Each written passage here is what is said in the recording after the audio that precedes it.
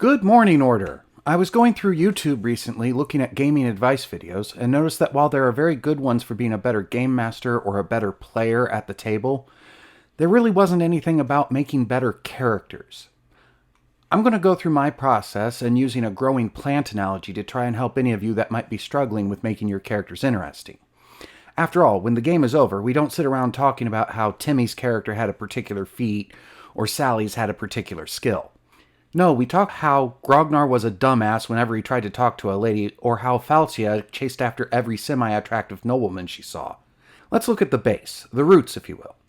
These are shaped by the game system and whatever limitation your game master sets. After all, you can't make a space captain that smuggles people between planets in a medieval fantasy setting. In other words, the roots are what you write on the character sheet, class, race, that sort of thing. Pick something you feel you can build on and find interesting. For the example here, I'm going to use the Pathfinder system and make an Elven Barbarian. Yeah, I hear you, Kyle.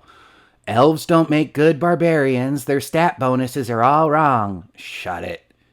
The point is to make an interesting character, not a min-maxed monster here. Besides, if your only focus is on the stats, you won't really remember the character after the game is over. So, Elven Barbarian is our root character. Next comes the stem, the core idea that you will be building the rest on.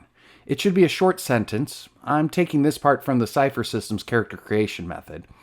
As you build the character, both on the character sheet and in your mind, you should keep referring back to this sentence. Feel free to branch out from there to other things. That's how you get the leaves of a well-rounded character. But keep coming back to the central idea. In our case, we're going to go with a nature-loving berserker who paints.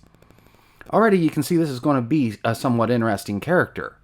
After that, we should get to the bud of the flower, which will only truly blossom as the game progresses. It should be founded in having goals even before the game starts. I recommend choosing 2, maybe 3, with one of them being near impossible. None should be easy to accomplish right off the bat. Let's go with number 1, paint a perfect sunset.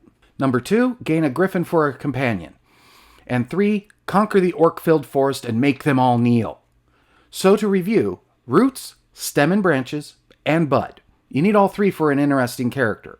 Our example character is an Elven Barbarian who is a nature-loving berserker who paints and has the goals of painting a perfect sunset, gaining a griffin for a companion, and to conquer the orc forest. The personality pretty much shines through here, and as you can see, we didn't use stats or feats to describe this character. The character should always influence the feat and skill choices, not the other way around. Hope this helps some of you, and never stop gaining experience.